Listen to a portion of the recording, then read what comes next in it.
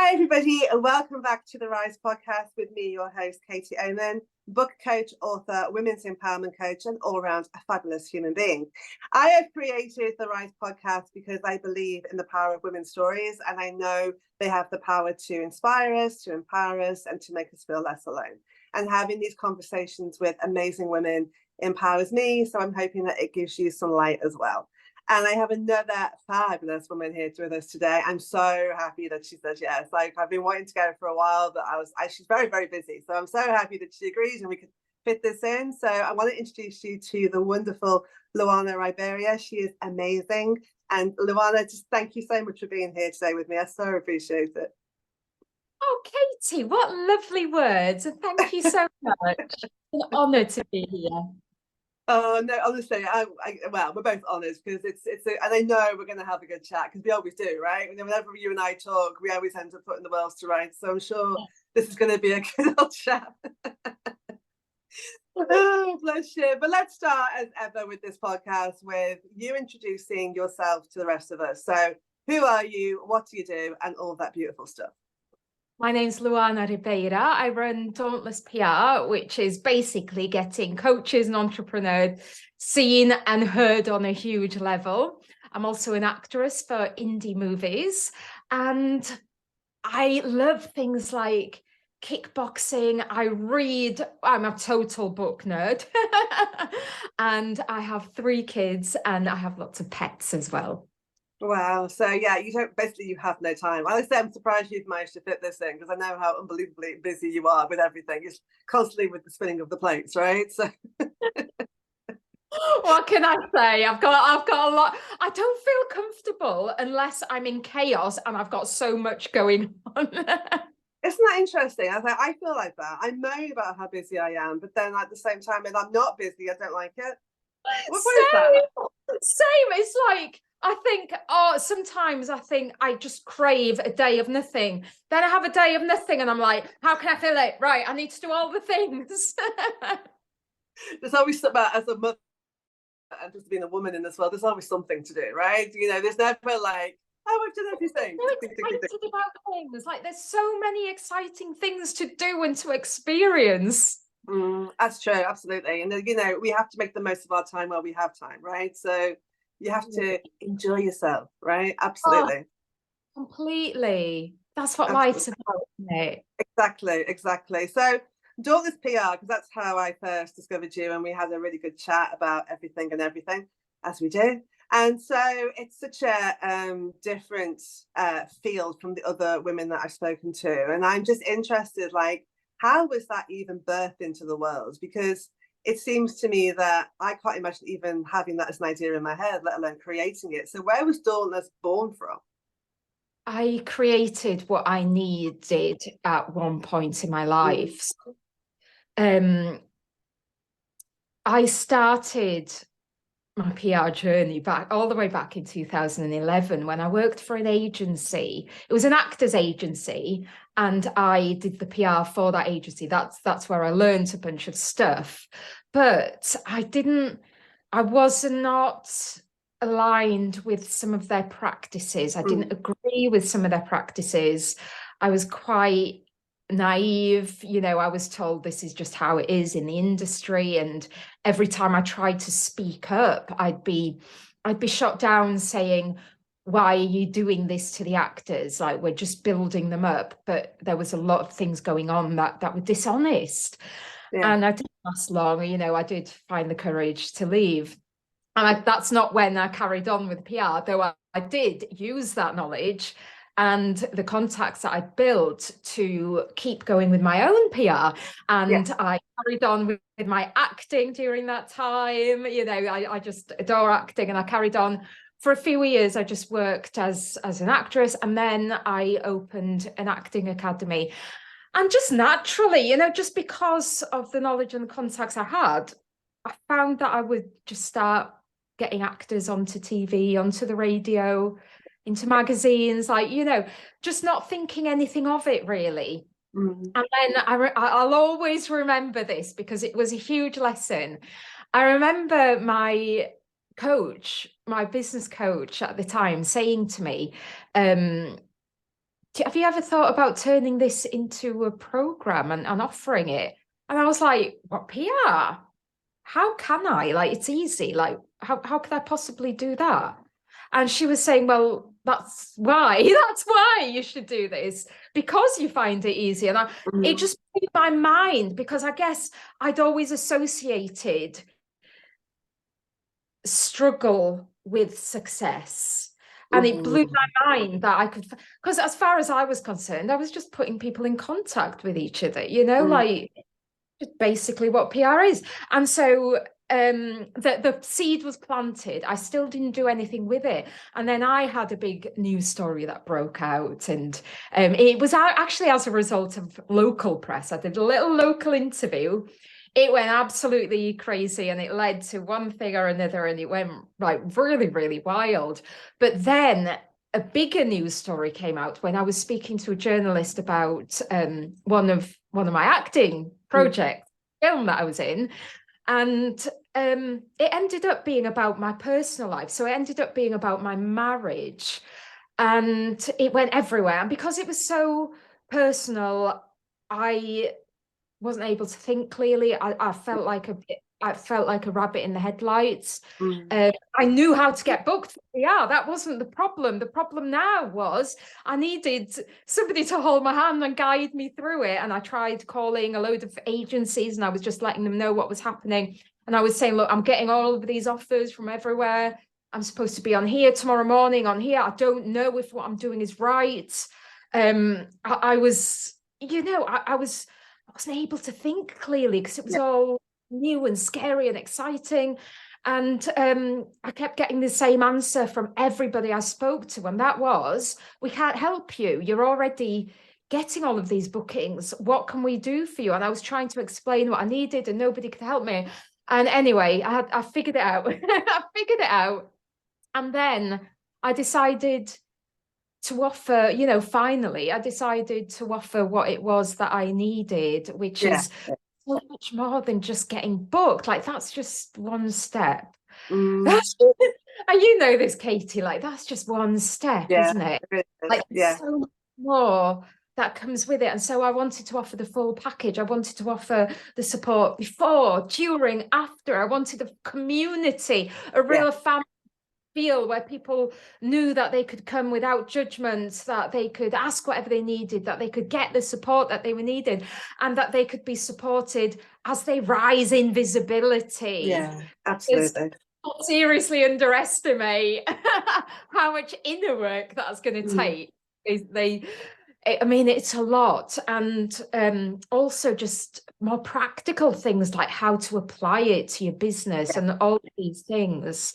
So yeah, I created what I needed. That was this particular program. I mean, I started offering media in 2018, and this one I created in 2020, and it's still going really, really strong, and we've got such a wonderful community, and I adore it so much.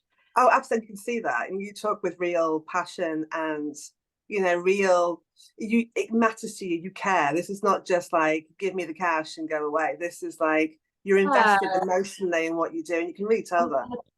It's completely. And on the contrary, we don't even let somebody join unless we know that they're a good fit, unless we know that we are the right ones for them. Like, for example, I had a call with somebody yesterday who was great, somebody great, but I could tell that we weren't the right fit. This person needed more of a crisis management agency, where for, the people who are the coaches and entrepreneurs who are doing well already, and they want more, they want more visibility, more credibility. And even though, we can handle various things, that's where we specialize. And it's a very specific type of person as well. Like, it's those who are rebellious, creative, positive, like excited. Like, it's a very specific type of person that we work with, personality wise as well. That's great though, isn't it? Because I think, certainly in the current climate that we're in, have been in for a long time, there is, I think, sometimes a belief of like, I have to work with everybody and I can't say no to anything because it's an opportunity or it's money or it's whatever. And so you just say yes to everything, but not everything is aligned, right? So it's really hard. And I think it's really one of the key lessons in business is sometimes you have to say no. And that feels kind of scary, especially the first time you do it, because you feel like you're being an extravagant or you're not doing it properly. It's a very weird thing. It is a hard thing to do. And definitely, you know, earlier on in business, I would try and overlook the things that maybe weren't right because I really liked that person. I wanted to work with them.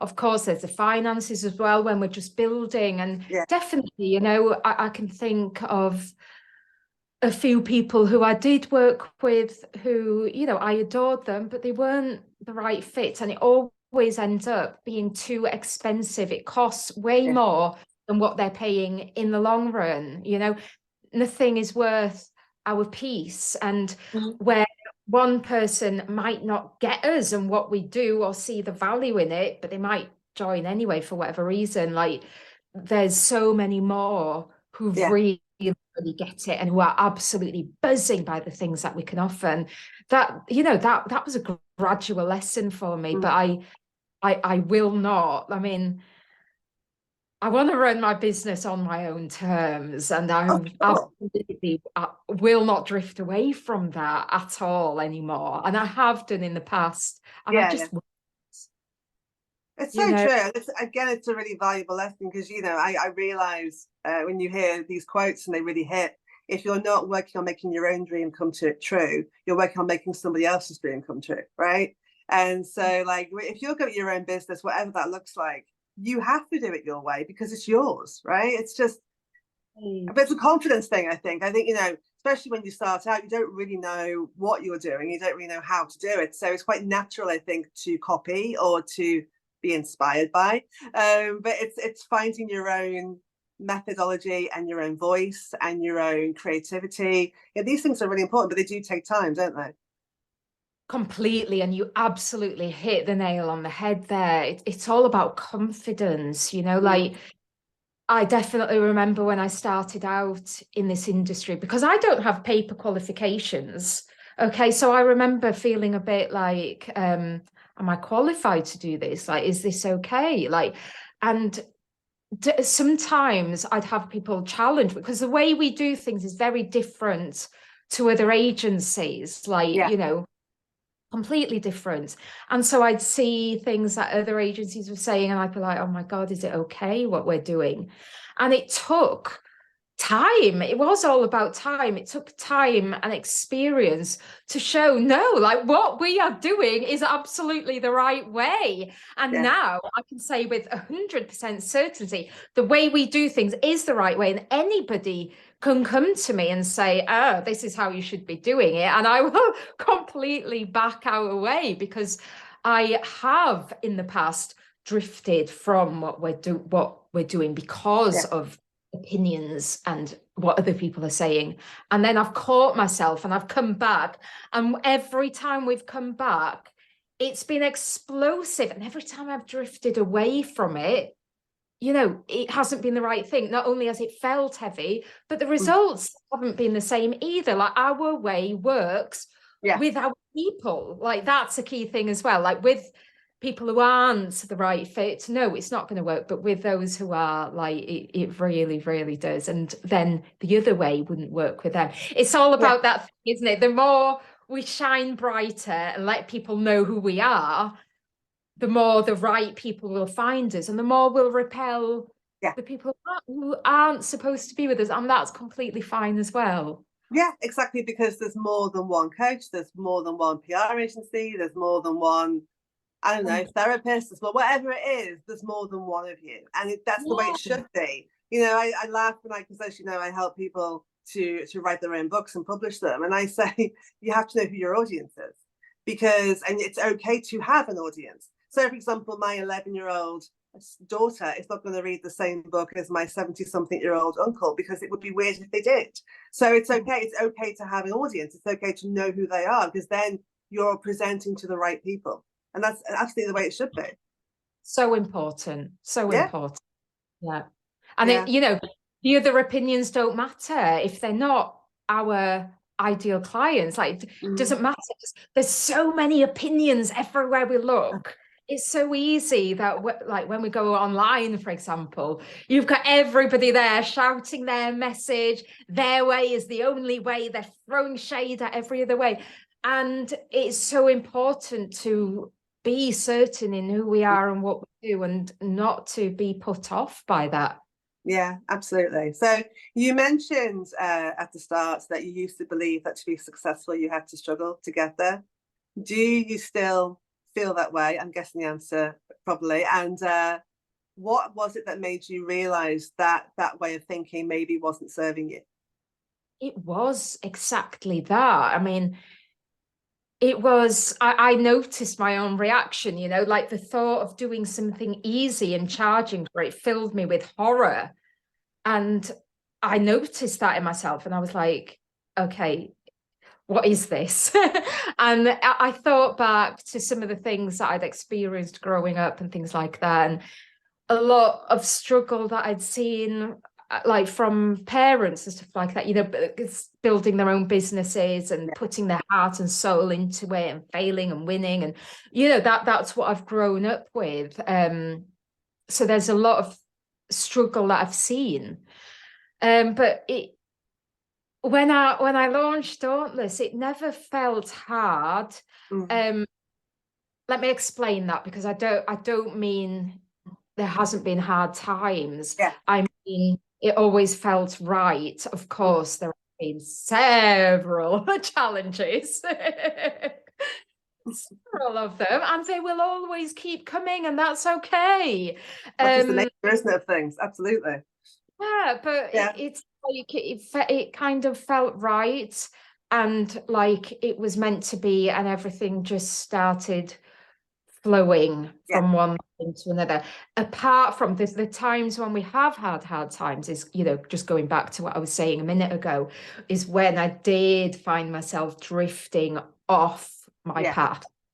And then I've gone, wait, things aren't right here, what's going on? And it's always been down to that. And I think that's what strengthened my resolve so much, in that, like, now if it's not in alignment, if it's not how I want to run my business, then I won't even entertain it, but yeah, it's another time thing that took me there. So it has been a gradual process. And sometimes even now, when I'm tired, or like got a toddler, if I haven't had a good night's sleep or whatever, sometimes like these thoughts creep up again, and it's just a process of recognizing they are just thoughts. We can just choose whether to entertain them or not.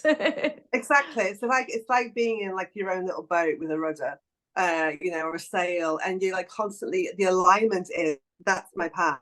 And so when you drift, you're like, okay, now pull it back onto the path. Pull it back onto the path. It's like constant alignment going the right way. That's what I found anyway. That's it. And I think, it is perfectly natural. We're only human, aren't we? It is perfectly natural for us sometimes to veer off our path and need to find our way back.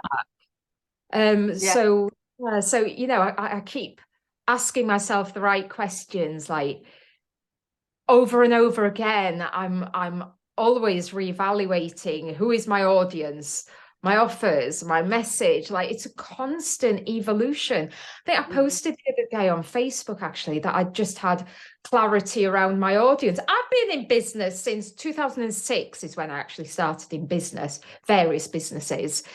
And I'm still evolving, I'm still growing. And sometimes before people start PR, they're saying to me, oh, I need clarity around this, that, I need clarity. And I'm like, right, well, we're never fully there. It's always evolving. That's the way it should be. People, they want to have everything concrete, everything very solid before they move forward. And it's like they've carved it in stone, and like that's the way it's always going to be. But I say to people all the time in my coaching, everything changes in nature. Everything. You got to look out the window and you'll see changes in the seasons and in plants and animals and the weather. And yet the only thing that struggles in life to accept the change is people. That's it. That's so true. And, you know, part of the reason why I called the business Dauntless, as well as it being my favorite book, it's from Divergence, is because like that's kind of our philosophy, is to just Yeah, embrace change, is to yeah, move with things. It's like, and this is also why we're not a great fit for everybody, because if yeah, somebody, I mean, we do have some members who are planners and they're very organized and stuff, and the way I work scares them.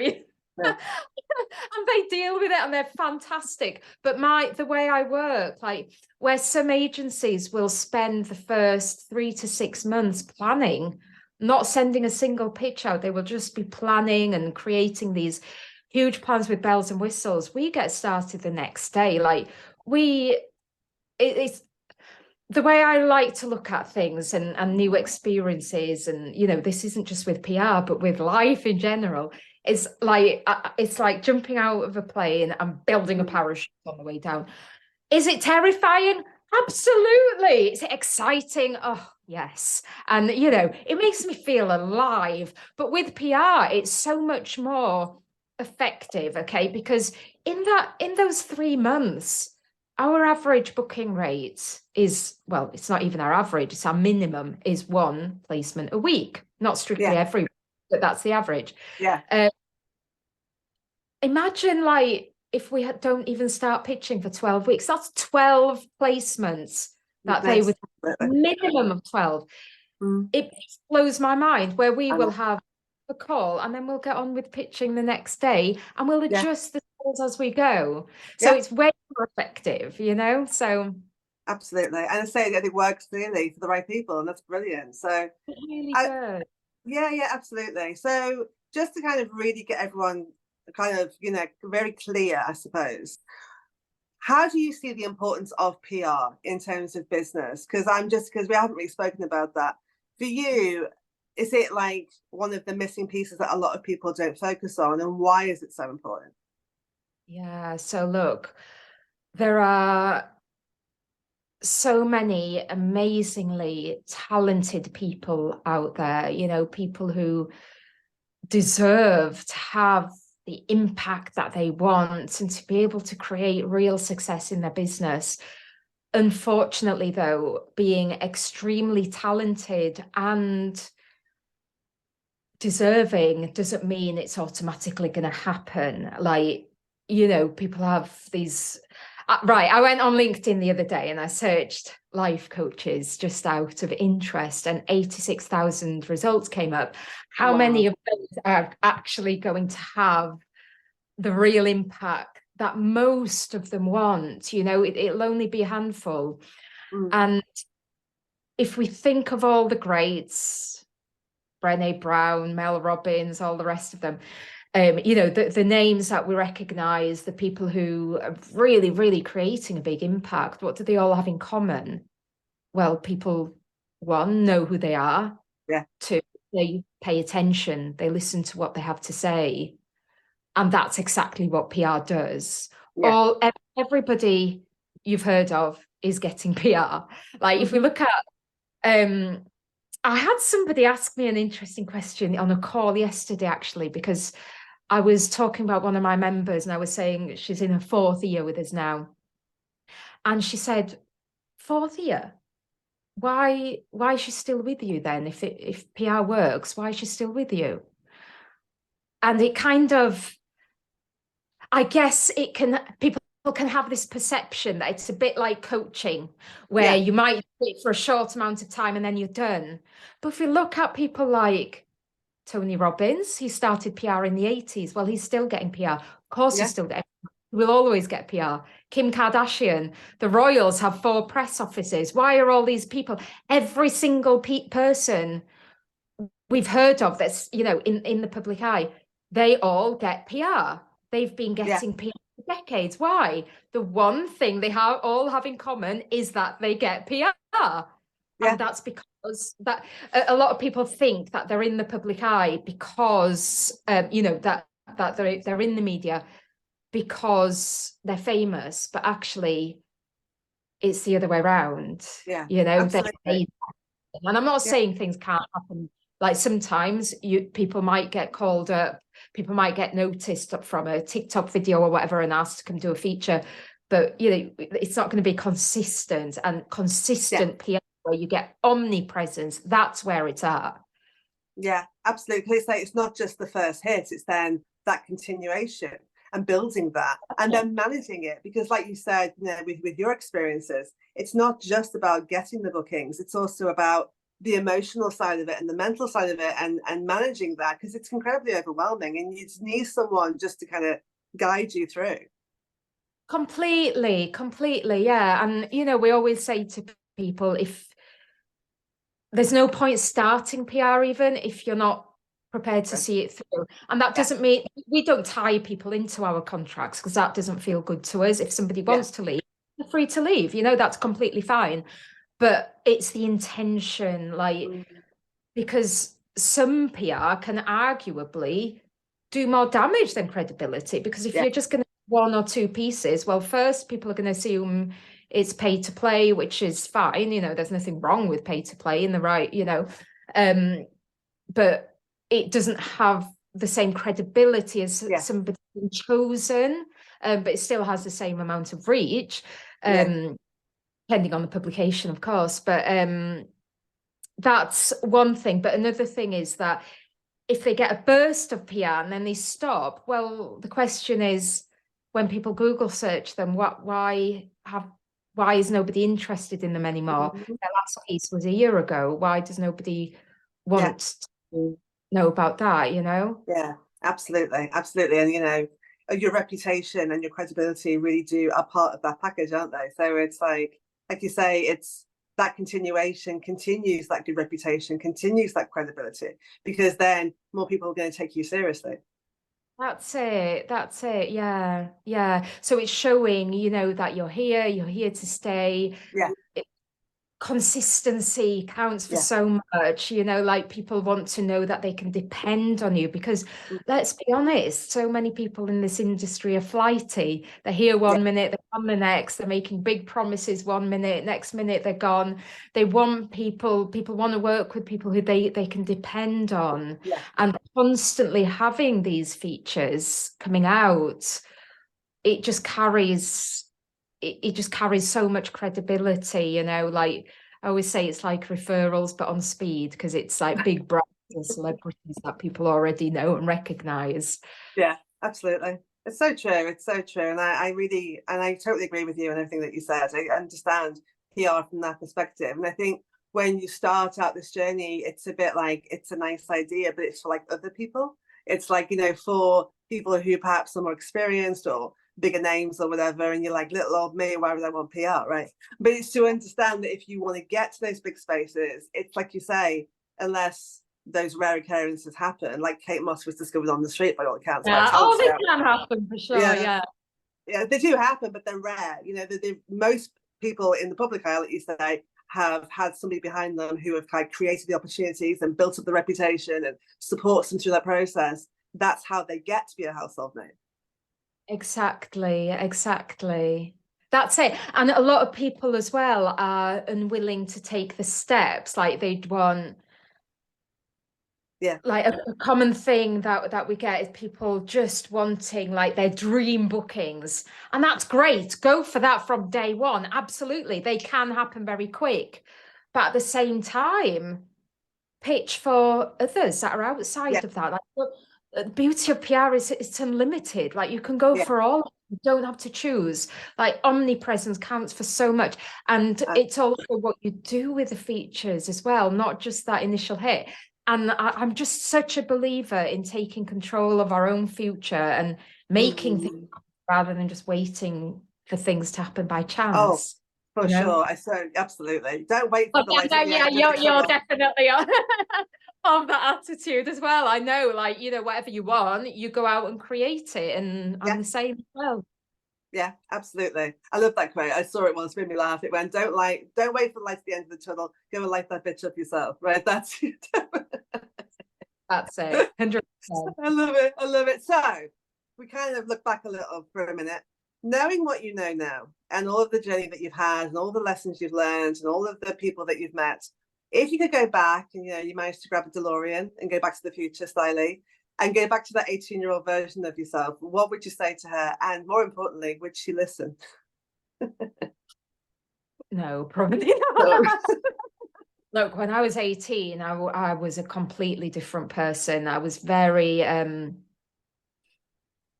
had big dreams, very, very big dreams. I had a lot of ambition. I guess I was very naive as well. But I had very low confidence, self-worth. I was very nervous, and it's like I was almost two different people. Like I was very introvert, anxious, nervous. I thought there was a part of me that was, so ambitious, but on another level, I thought that was for somebody else. I guess I just tell myself that everything's going to work out, to keep doing the things that I want to do. I was in dance college at the time, and I felt like a small fish in a big pond, I very much felt small, I guess. Yeah. And like I didn't have the talent that the others did, and that I didn't belong there. I never felt like I belonged. I mean, now I know I wasn't meant to. That's what I tell myself. You're not supposed to. You're not supposed to blend in. That's something I tell my daughters all the time. They don't listen to me. But I keep repeating it. But yeah, that's it. That's the big thing that I would tell myself, that I was never supposed to blend in, and it's for a reason, because I'm supposed to be doing something different, and I am different, and that's to be celebrated. Absolutely. Oh my God, I want to like high five you across the screen, because literally, if you don't feel like you fit in, it's because you're not meant to. You're here to do something amazing and stand out. And it's accepting that and embracing that and letting yourself be the unique, fabulous person that you're born to be. Exactly, and shining a light on that. Like, this is another one of our philosophies, is like, whoever you are, shine a light on that, and like play on what makes us unique. Like that, what will attract the right people to us. But back then I didn't know that. I thought there was something wrong with me. I thought I wasn't talented enough. I wasn't enough of this, enough of that thing. Like, we're constantly conditioned that we're not enough, aren't we? Oh, I know. I mean, same for people on the planet, and we all meant to be here, because the chances of you being born, without being, whatever. But the chances of being born, your parents have to do the thing, and it has to be viable, and you have to get to the whole pregnancy and then the birth. But not just your parents; it's their parents and their parents and their parents and their parents. Yeah, and then, like, to go further than that, it's like, even when we're born, to think of absolutely everything in our life lining up, that meant that we're here today doing this. Like, these kind of things are what keeps me up at night, like, because they just blow my mind. Like, a big thing in my life was, I went to dance college in Leeds. That's where I was when I was 18. But I tried out for Liverpool. Liverpool was my first choice, and broken-hearted when I didn't get in. Absolutely, I was devastated. But now I'm like, my life would be completely different. Like, I can't even fathom what would have happened if I had gone to Liverpool instead of Leeds. Like, the whole thing is mind-blowing. Wouldn't have my kids. Like, I don't know, it's crazy. Yeah, absolutely. And I guess very sliding doors, isn't it? That movie with Gwyneth Paltrow, where she gets on the train or she doesn't get on the train, and it's like how her life then plays out from those two scenarios, and the smallest shifts and changes can put you in a completely different direction. But that's not to say that your life would be better had you made the other option, because you don't know that. It's like you are where you're meant to be, right? And the other thing to say is that if you're not where you want to be right now, which most of us have big dreams and whatever, then you haven't come this far to just come this far, right? So while your heart is beating in your chest and you're still here and you're still breathing, there is time. And I don't care how old people are, because I've had that. Oh, I'm too old now. And I'm like, you're still here. Don't die until you're dead. Love, keep going, keep pushing, keep creating. There's still time. Oh, 100%. Absolutely. Yeah. Absolutely, absolutely. So let's kind of talking about that. Let's kind of dip forward now. So, what is next in your world, and what's the big dreams for you to move forward to? Because I guarantee, sitting in your brain, there's the cogs that we're wearing away. My God, I'm doing some. I'm just getting into something that's absolutely terrifying, it's scaring me silly. So I've just I'm just going into stand-up comedy, like something I always Wow. told myself I could never do. That's absolutely terrifying. So I used to be at the Comedy Store in Leeds. Like, I used to work there, not as a comedian. I used to work there as bar manager. Okay. And, I've seen these comedians come through, one of which was Alan Carr. That's where he started. Absolutely amazing to see how far he's come now. Yeah. Like, to think 1 minute I was talking to him at a bar, 2 years later I'm paying to see him at a gig. Like, he's phenomenal. Um, so I'm losing my train of thought now. Awful now, thinking about Alan Carr. So, but he's inspired me hugely. Yeah. But I always told myself I couldn't do what those guys are doing. They're absolutely amazing. Like how they dealt with the hecklers, how they had such confidence, and how they were so assured, and how they never let anybody ruffle their feathers. And if anybody heckles, you knew they were going to get shot down. And I just thought, these guys are amazing. I could never do that. And I always told myself, because I've always loved acting, but I always was in horror, and I love doing horror, right? It just thrills me. It's exciting. But I was offered this film, a zombie comedy called There's No Such Thing as Zombies. It's now on Amazon Prime, shameless plug. And She just dropped that. Hang on. There you go. So I was offered the lead role in this film, okay, and I had no idea where it was going to go, how far. And it did go. It was screened at Cannes last week. Then it's on Amazon Prime now. Last year, and but my first instinct was I can't do comedy, and then I was like, come on, Luana, you want to do this? This is going to be great fun. It's a great crew. You're going to have the time of your life. I was going through a hard time at the time. I was just getting divorced. And I really, making a film, it's like you live in a bubble. It's like an escape from it. And I thought, I'm going to take it. And, whether it's good or not, we'll see. But I'm going to go for it.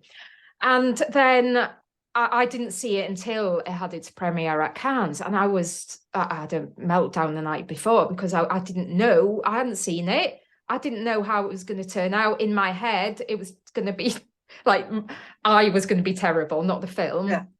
And I kept having these thoughts. What I had in my mind, it hasn't happened yet, but what I had in my mind was that the audience would watch it and they'd go, oh, great film, shame about the lead actress. They should have chosen somebody else. And that kept running round in my head. And I was like, right, there's nothing to back that up, apart from this is my first time doing comedy. And anyway, that didn't happen. And then I waited for the reviews. And, we've had a mix of reviews, but still that particular comment never came up. I thought, okay.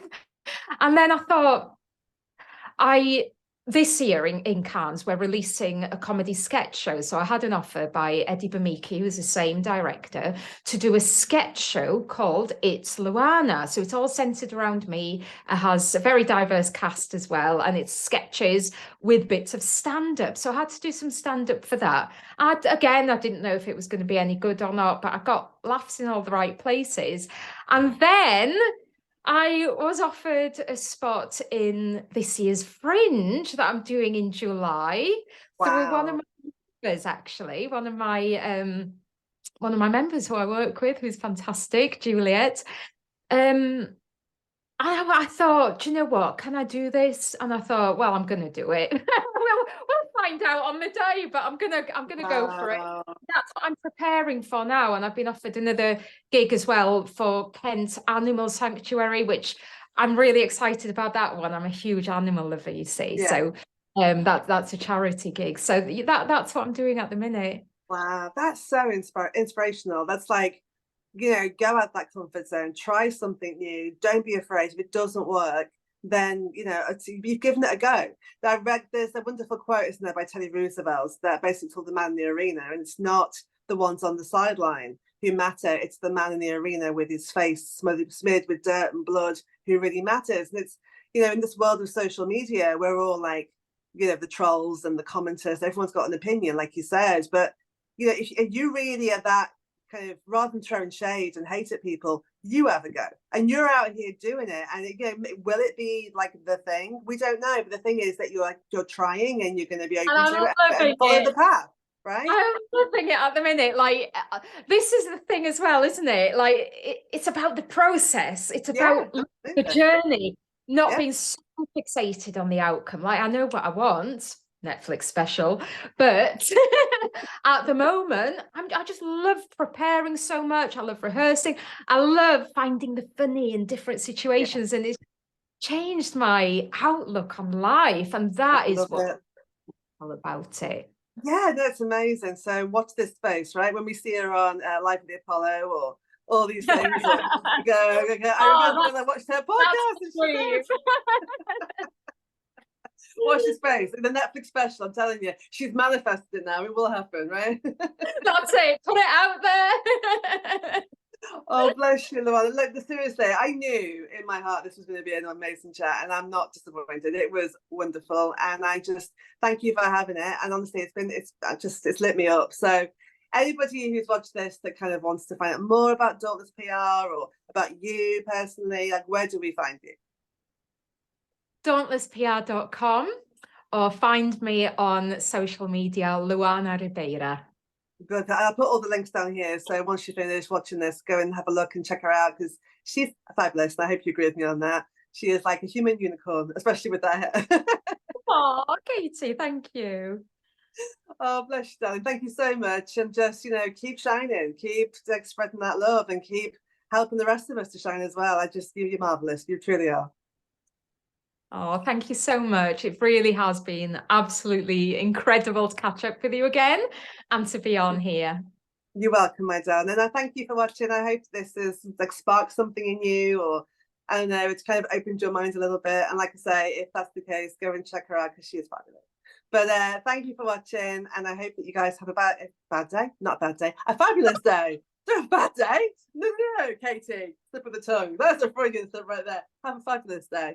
Look after yourselves, and I will definitely see you on the next one. Bye, guys. Yeah.